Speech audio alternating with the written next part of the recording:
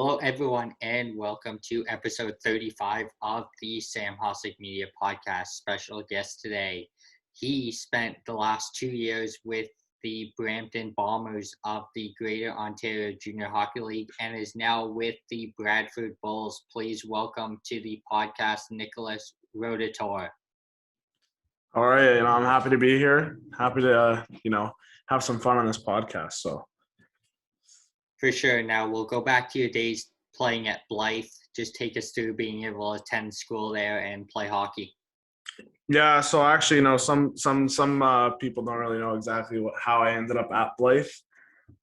So before Blythe, I played midget for the Marlies, and then when I was coming out of midget, my goal was to go to the OJ, play junior A. Things didn't work out exactly as planned. It was a little bit of a bumpy road, and I didn't leave too many doors open at the end of all of it, and I kind of put all my eggs in one basket. And ultimately, that landed me with no team come September. And, not much to do after midget hockey if you're not going junior. So I kind of hung them up for a while, kind of retired for the first half there. And around Christmas time, I was like, I can't do this. I got to play again. So no junior teams were actually open at the time. Brampton had offered me a spot, and I had turned the Brampton offer down because I didn't think I was going to go there. I thought I was going to go to the OJ. So I said no to the Bombers. And ultimately by Christmas, I had no team and I had nowhere to go. Brampton was full. I called them. They had nothing left for me to go to. So a guy that I know was friends with the coach on Blythe. And basically he ended up giving me a spot there to get me back in shape and back on the ice. Brampton had ended up answering me close to that time and said, like, trade deadline's coming up. We might be moving some older guys at the deadline to make a run for a championship if that's what they wanted to do. So I ended up playing around 10 games there. Went over to Buffalo, played a tournament there with them in a showcase. And then right after that, trade deadline came around and Brampton picked me up after they traded their captain, Ivan Brewer. So that opened up a spot for me. I went out, practiced with them. They liked me. And then probably a week later, I signed. They called me when I was at school and basically said, yeah, I want to give you a spot, give you a card. And I ended up playing that night. So that's how I ended up with Blythe. So I didn't really do any school at Blythe because I was in college. But I did some little bits of academic stuff so I could play on the team there, obviously. I only played around 10 games. The points are wrong. So I didn't have 0 points. But, yeah, I didn't last long there. And those guys were a good group of guys. The school was a good school for hockey, definitely good for development. So they got me back on my feet, and that ultimately ended up with me landing in Brampton. So. For sure. Now, just kind of talk about your first game in Junior B. What were the nerves like? Yeah, you look at it now, like now that I'm older, I look at myself saying like, yeah, I was kind of silly for how nervous I was for jumping into that first game, but I was probably 17 or just turning 18. And, it's different than minor hockey. Minor hockey, you're almost kind of guaranteed to jump on the ice, guaranteed to play. When you jump into junior and you got guys that are 20, turning 21, and you got guys that are 19, 20, and you're just stepping in for the first time, it's obviously a bit different. Definitely not what I thought it was going to be. Obviously, in minor hockey, majority I played in AA, and I was up and down with AAA. But the teams I did play on, I was usually the top dog kind of guy. I always played the power play. I was kind of the go-to guy. And then, you step into junior, and you're no longer that guy. And, you kind of go in there expecting to be that guy, and you realize pretty quick that, I'm 17, 18, the 20-year-old, he's the guy. And unless you're a superstar, and if you are, you're probably even in that case, you're not stepping in playing a 100-point guy unless you're an exceptional player, right? So, yeah, the nerves in the first game for sure got me, but it was a little bit of an edge for me. I was flying out there, maybe not thinking as well, but definitely moving my legs. But yeah, that was the start of it all. Definitely loved playing at home for me because I grew up a Brampton kid. So being able to come and play hockey in the city of Brampton, which really wasn't a thing for me because I always played in the GTHL. So I was so used to driving around like an hour, 40 minutes, an hour to an hour and 10 to go play. Being able to drive down the road to actually play hockey, and it was junior, it was a pretty good bounce. So, I kind of regret saying no to them at the beginning, but it all worked out in the end. So For sure. Now, obviously, being a Brampton boy, you had the Brampton Beast there, and growing up, you would have had the battalion there. So just talk about being able to have junior hockey and minor pro hockey in Brampton to be able to go see. yeah, so actually, my trainer, Stefan Thorne, he played for the Brampton Battalion when they were there. And, it's kind of crazy now looking at it. And I talk to him all the time because I had a relative that played on that battalion team as well. I remember going to watch him when I was like 10 years old, 9, 10 years old. That's Stefan Thorne. He was the captain of the battalion at the time. And he even had a little stint with the Beast. So when the battalion left and he aged out, he ended up going to the coast and he ended up playing for the Beast, and the Beast had just come in. So I went from, basically watching this guy, kind of idolizing him as a kid, thinking that he's a superstar, watching him play in the OHL, and then battalion leave and Beast come in and he ends up being on the Beast. And I was still pretty young when the Beast first came in. I was probably like 14, 15. So I was still young before junior, and I got to watch him play East Coast hockey. I watched him play OHL hockey. Obviously growing up, that stuff's fun to watch. And, you want to be that guy. At a young age, I didn't really know what path you had to take to get to the OHL. I was more of just like, I loved playing hockey. I played AA pretty much my whole life until, I popped a question to my dad. It's like, how do I get here? How do I go play there? And then that's when everything kind of switched for me. That's when I ramped up my training. That's when I ended up trying to go up to AAA. And that's when things started to kick off. But, it's a small world because I work out at varsity, and my head trainer was Stefan Thorne when I first came. So watching him as a kid and then stepping into the gym, and that's the guy that's training me. It's, it's kind of surreal at first when you're younger. And, you recognize that even those guys you watch growing up, the guys that end up going pro and the guys that don't end up going pro, they're still human. And those are the guys that, ultimately end up giving back to the community. Like Thorny's a great guy, great trainer, great person. He's awesome to work out with. And it's just crazy to see, like, as a kid, that's the guy I looked up to. And now, I kind of work beside him when I go and I work there as well. And I'm a trainer there. And that's the guy that's kind of mentored me on the way through with that stuff. And the same guy that's ultimately got me in shape to play junior hockey. For sure. Now, at what age did you kind of start taking it not really more seriously, but kind of taking it like, okay, like we can make it to the OHL? Yeah, like I was more of a late bloomer. I don't want to say I thought I was a draft pick or anything like that, but probably just going into high school. So a little short, a little late, to be honest with you. But that's when I started taking things seriously. I ramped up my training, and after grade 8 and going into Bantam, I ended up signing with Brampton 45 just so I can get some AAA experience. And obviously there was a situation that happened there at the end when I was just supposed to come back, and coaches changed and staff changed and ownership changed. And ultimately that led me going back down to AA in my draft year in grade 10. So, but when I took it more serious, I definitely changed the way, I worked out. I approached the game. I definitely, worked on the game more often than I was before. Before it was more like just go to practice, come home, eat, do your thing, then go and do it the next day.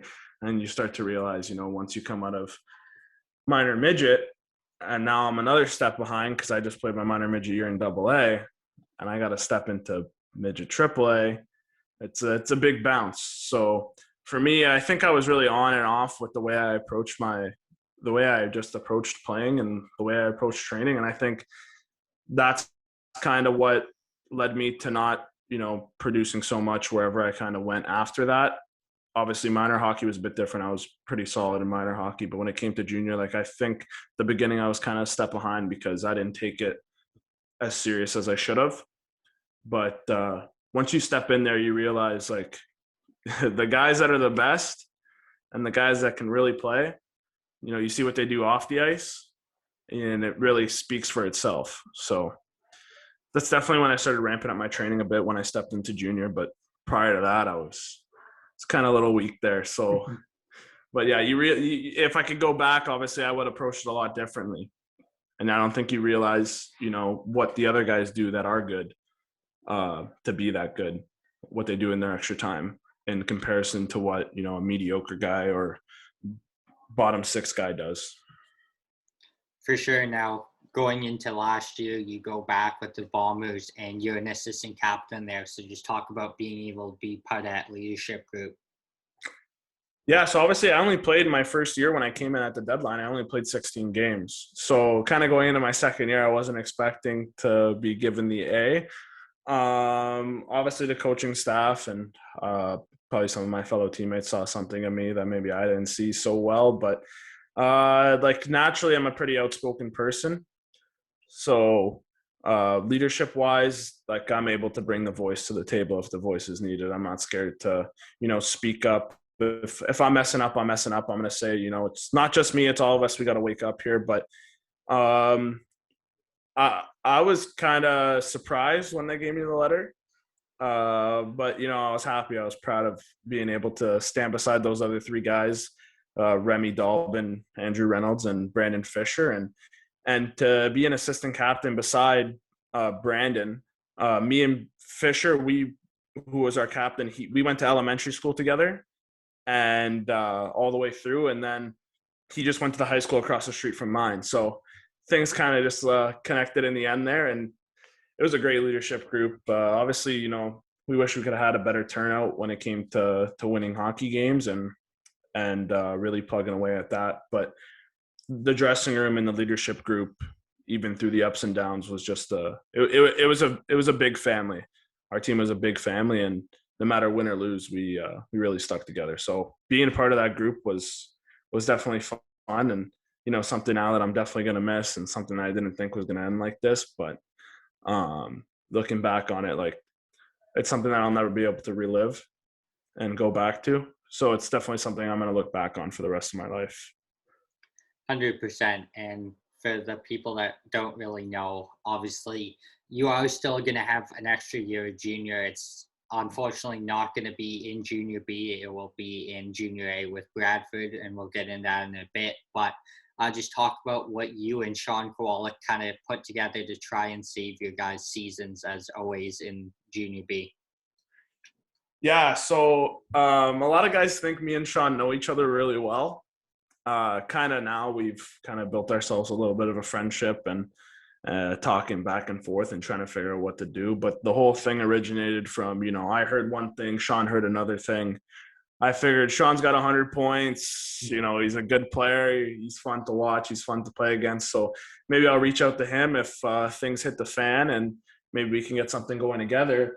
And, when we talked the first time, we said I hope this isn't what it has to come to. I hope that you don't see me messaging you in another week or two with us having to come up with this. And, my GM called me probably 2-3 weeks later and he said, yeah, they denied the rule for the 20-year-olds to come back, even though you guys missed the whole year. And then that's when I ended up messaging Sean, and, Sean was more than on board with it when he heard the news too. And we basically got closer. We were on the phone together. We were on Zoom meetings. We talked to newspapers. We talked to news reporters. We talked to GMs. We talked to owners. We talked to commissioners. You name it, we talked to. We had scouts reach out. We had schools reach out, NCAA schools.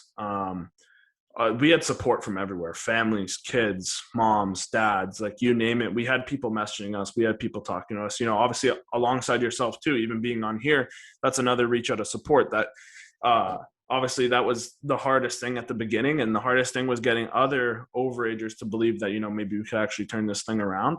But it picked up and, I don't think the decision's the right decision. Even though I'm going over to Bradford, I'm excited for that. Don't get me wrong. That's going to be a great time there. And I hope I can bring whatever I can to the table on that side. But overall, I'm not happy about the decision. They're kind of, just the way I look at it is like over there in that organization of Brampton, or now the Caledon Bombers, but Brampton or Caledon, whatever you want to call it.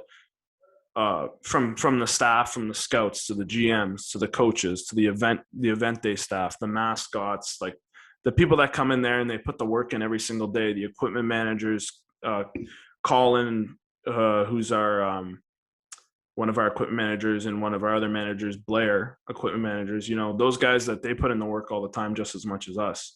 So I think the saddest part is, you're a family with these 40 some odd people that are all part of this organization. And, when you step off the ice for the last time in your final year, which you usually would know it's your final year, you appreciate it that much more. You're able to say goodbye. You're able to talk to those guys, thank you for the 4 years, 3 years, or however long you were there. Like, you really appreciate them being around you and, supporting you all the way through. They watch me grow up as a kid, right? I step in there at 17 and I leave there at 20, 21. It may seem like a short period of time, but those are the guys that I ended up looking to all the time for, if I needed something, I need some help, I need something with this. It was more than just on ice stuff, more than just hockey. I think the most upsetting part is, not being able to say goodbye to those people that have been there since you started. So. Yeah, 100%. I mean, obviously, I've been with Air for a couple months now, and obviously, I've gotten pretty close with Sean. And I mean, it was just devastating to I was watching an under 18 game, and I mean, just to see on Twitter that you guys don't get to play your season. I mean, obviously, not just for Sean, because he would have been on air as our captain, but to be able to see you play and grow a friendship through hockey for us from that, like, would have been awesome for sure. But I mean, it was so devastating to see. Obviously, all of you guys deserve to be there. And I mean, it's devastating that Hockey Canada and the OHF couldn't figure it out and get you guys that extra season, because obviously you guys deserve it more than anything. Yeah. Yeah, it's definitely a tough time. It's something we didn't expect. I mean, I don't know how it was in Air. Obviously, they were probably going to build a pretty solid squad and bringing it over from the Kitchener team. But over in Caledon, this is the first time in the 3 years that I've been there that this roster was looking solid. We picked up some big guys. We picked up guys out of the OJ. We picked up guys out of the USPHL. We got an all-star goalie who was coming down from junior A to come play with us. And we had Devo, who would have been our goalie that was drafted by North Bay. He hasn't even played a junior B game yet, and he just signed with North Bay, and he's expected to be on that bench come next year. So it was an exciting team that, it definitely hurts that much more, when you look at that squad that we were about to have, that probably hasn't been done in Brampton in who knows how many years. And, we got to get some practices in and see like how we were going to look. And, it's more devastating now when I look back at it and think like, yeah, those practices in October that we were getting in, we look like a solid team. We look like we were ready to compete, and probably one of the strongest teams that I was ready to play for in the 3 years that I was there. And, for it to just be taken out of our hands like that, and, it wasn't in our control. There's nothing we could have done. Nothing that, like, it was nobody's decision, like, when it comes to the players. And like you said, like, it's devastating. I don't think it's fair. It hurts even more when you watch other leagues go ahead and they fix it. Lacrosse did it right away. They didn't even double think. And then you see the NCAA extended their eligibility. And for me, I think extending it in the NCAA is a lot more vital than extending it in junior. Obviously this is an unprecedented time. This doesn't happen all the time. Like, this is a once in who knows how many, I hope never again in my lifetime at least. But, you would think they'd come down to something to say, you know what, even the guys that did play over in BC and they got some games in, that wasn't real hockey.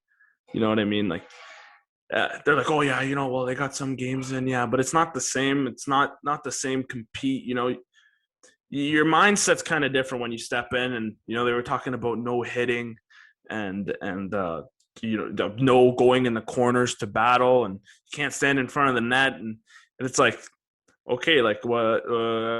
I'm coming down on a breakaway. The goalie needs to move out of the way if I get 6 feet close. Like, I don't get it, right? So, it's tough. And like you said, and like I'll say it 1,000 times over, I don't think it's fair. And I think it, ripped out the hearts of a lot of kids that were playing this game. And And I hope that, it doesn't affect anyone to the extent that, it bothers them mentally and depresses kids, because this is definitely a time where just the quarantine alone and the pandemic alone is putting kids into depression. And, mental illness, obviously now a big thing. And that's one thing we wanted to preach when we created that account, was that, mental illness is a thing now.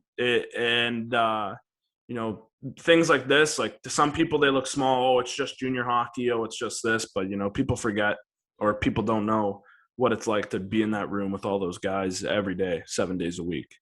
And I think in the end, like, I just hope this doesn't affect kids and even adults to the point where, it becomes a real issue. So.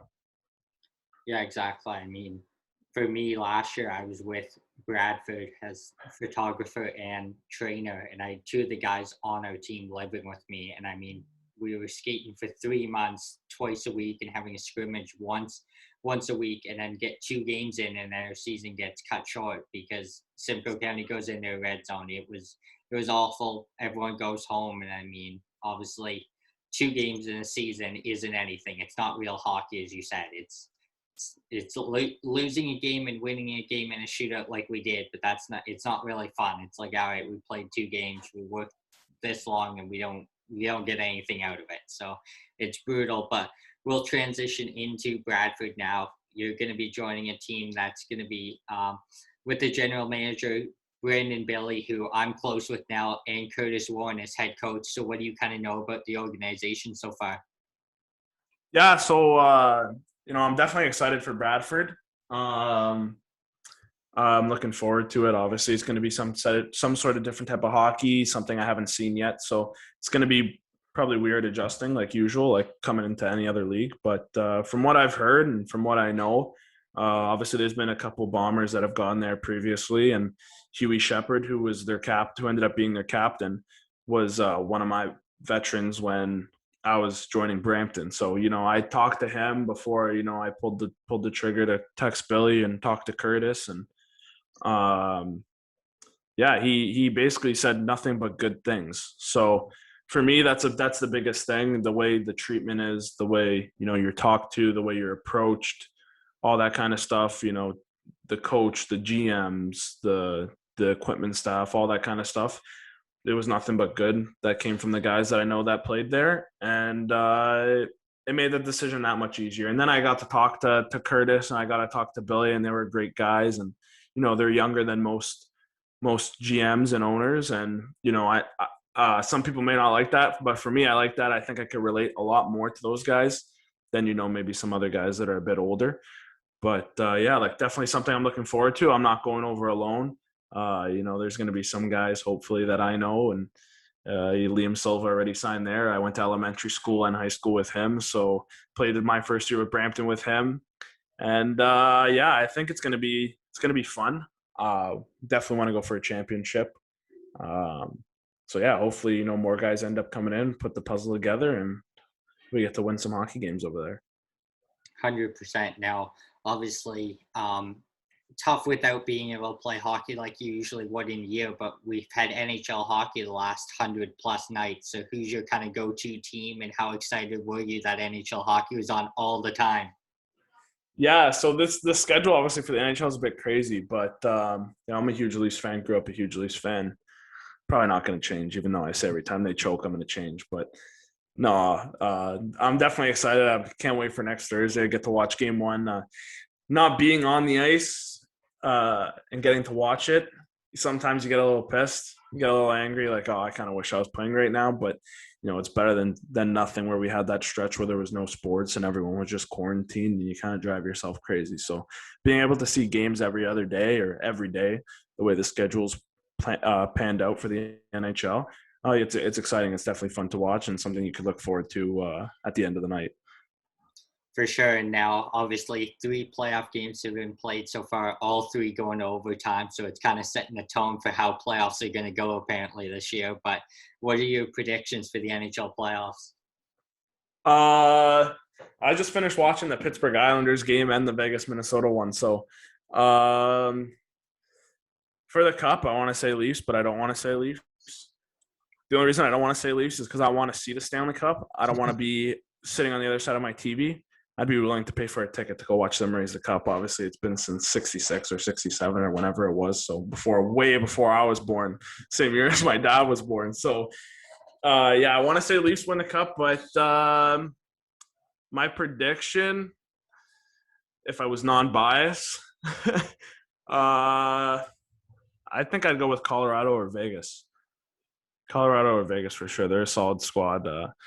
Vegas, I think they've just been kicking at the can the whole time. So playoff experience wise, they brought in Pietrangelo too. So I don't know. I think they can make a deep run. I think Colorado can make a deep run with McKinnon and Rantanen and all those guys. And yeah, no, I think it's going to be an exciting playoffs. Hopefully, they get some fans in the stands. That Vegas game looked kind of cool. They had a couple thousand fans in there, so it's better than watching a tarp in the background the whole time and feeling like you're watching a preseason game or a scrimmage. 100%. And something that us as Canadians really got to see this year was the exceptional season that McDavid had. So just talk about seeing how amazing of a season that guy had this year. Yeah, it's crazy. I think he's at like 105 points in 56 games or something. Like it's absurd for Yeah. the NHL. Like that's something you don't even see in like minor hockey. You see the odd guy every couple of years do that in minor hockey, and let alone like even junior, you have the very odd guy. But to be doing that in the NHL, I mean, that's crazy. Like, I never got to really watch Gretzky. So, my dad's like, oh, this guy's the next Gretzky. But for me, he's the best hockey player I've ever seen. Ever seen. I got a chance to watch him one time in Toronto, and his speed and for his size it's absurd. The way he could turn, the way he could shoot, the way he could just everything all around. He's just night and day. It's like I've never seen that in my life. So it's fun to watch for sure. Now, as a Leaf fan, how exciting was it to see Austin Matthews just tear up the league in scoring this year? Yeah, that guy's shot is something else. It's crazy. If I ever got a chance to step on the ice with that guy and see how he shoots it, I'd love to because that wrister, and I'm just gonna assume that's maybe why he's getting those wrist injuries. But the way he snaps that puck, it's like you can't even see it. You're watching the game and you're like, where'd it go? And he's already celebrating, heading off the ice with the most casual celebration, like he never even tried. But yeah, getting to see a Toronto player be that good, I think Toronto has so many superstars that the other guys kind of get left in the dark kind of sometimes, unless Toronto media lays into them for not playing good enough. But they got a hell of a hockey team between Mitch Marner and Tavares and Nylander and even the young talent they have with Sandin. I love watching Sandin. I'm surprised this guy has been a full-time NHLer the whole time. The way he moves, the way he passes the puck, it's insane. But yeah, Matthews is something else, and I'm happy he's on the Leafs so I can watch some fun hockey when he gets the puck. I'm just excited for every shift he steps on. Especially power play, when I see him standing at the circle, I'm just waiting for him to let off a bomb. But yeah, he's been fun to watch. I've never seen a guy like constantly watch a guy that actually put 40 or 42 in the back of the net at the end of this year.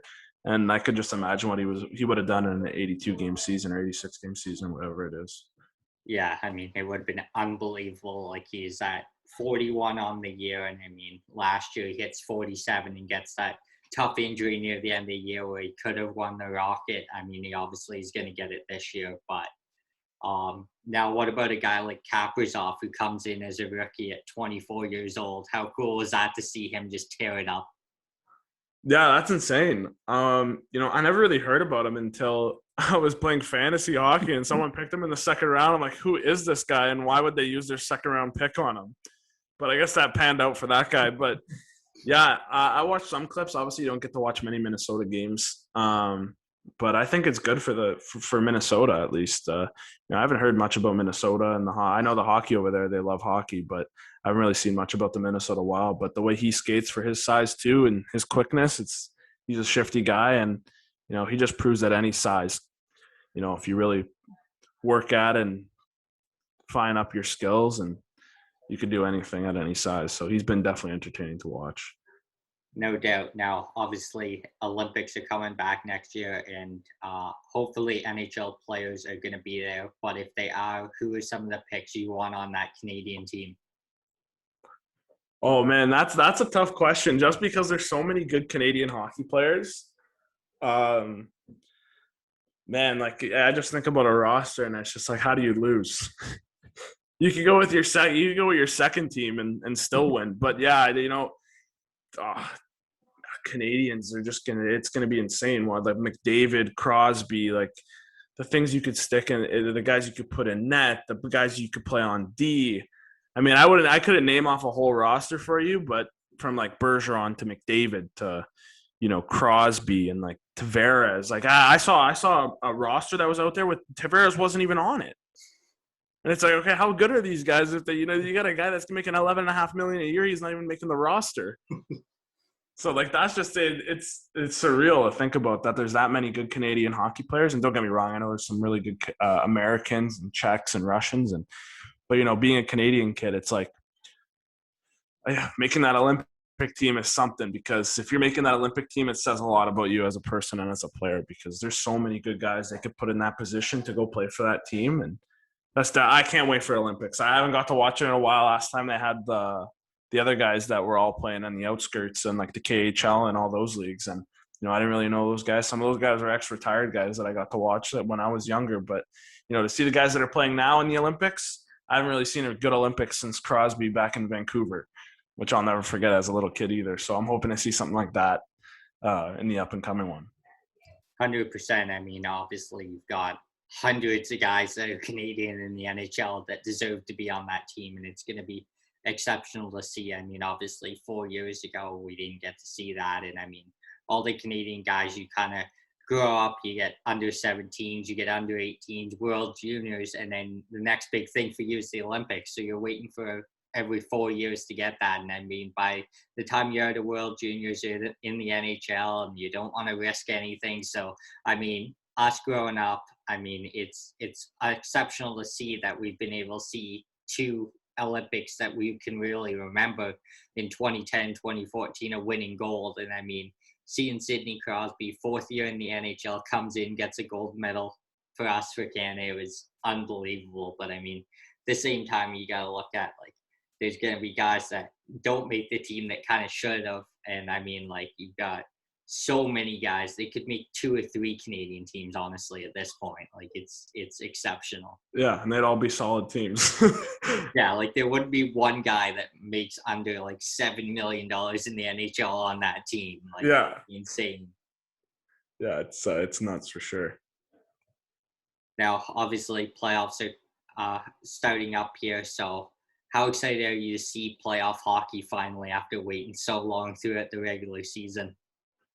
Oh yeah, I'm excited. The last couple of Leaf games, I was like, I don't even know if I'm gonna turn them on. I kind of just want to wait for the playoffs to start. They're kind of just, no meat. Like during the year, you're like, oh, there's meeting. You're kind of fighting for a spot in the standings, and then it comes down to the last like 5-6 games at the end of the year where you kind of know where you're sitting, especially if you're clinching the whole division 2-3 weeks before playoffs. It's like, okay, do I really want to watch now? I want to wait, but I've kind of watched all of them. I think I've only missed a couple games all year, but I'm definitely excited to watch some playoff hockey. And I really hope that if they do go to the finals, that this country opens up so I can go watch a hockey game, because I'm itching to just get out of the house to do something. And that, like, if anything, just I'll wear a swimsuit, or I'll like put me in an astronaut suit and a mask if I have to get in there, if that's what it takes. But suit me up and I'll go in. 100%. Now, obviously, something that we've both experienced the last little while is this quarantine in Ontario with a complete shutdown. So how are you kind of adjusting to it? I know you work at a golf course, so how hard is it not to be golfing every day? Yeah. What kind of helped me through it last year was that the golf course stayed open. So I got to wake up, and I start work at like 5:30 in the morning, 6:00 in the morning, and I'm done by like lunch.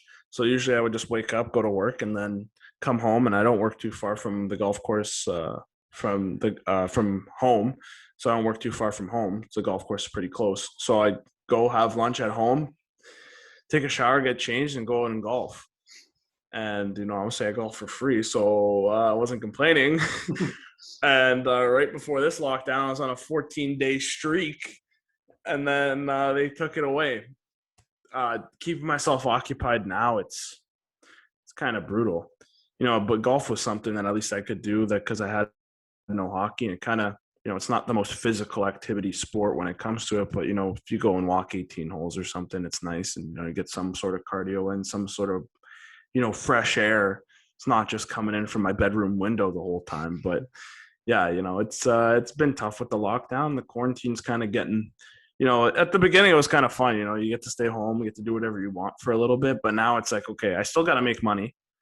I still got to do school. And then what do I do when I'm done that? When I come home from work, I got to do school. When I'm done school, usually I just go out and I go somewhere. I go to the club or something. I go to the bar with the boys, but that's not happening anytime soon, it looks like. So things are kind of getting a little exhausting, just being stuck between four walls all the time. Yeah, I mean, at the end of the day, obviously, like the government's telling us that, hey, like you can go out and exercise and get fresh air, but then they're like, oh, but you can't go and do this, but you can go to like a major park in Toronto and have your social circles where you're 8 feet away from people, but you can't go golfing like with three other people that like you can social distance from. It's, I don't know. I mean, Yeah, it's it's a been bit brutal. absurd. It's a bit over the top, I think, but what can you do? We Yeah, got no control over it. yeah, I mean, hopefully on June 2nd, Doug Ford figures it out and opens stuff up. But at this point, who knows, honestly. Yeah, might be moving out to Arizona or something. 100%. Well, on behalf of the listeners, I'd like to thank Nick for hopping on here today. It was a pleasure talking hockey and stuff with you, and we wish you the best of luck with Bradford next year. Yeah, thank you so much. I enjoyed this, and hopefully we cross paths again soon. So thanks again.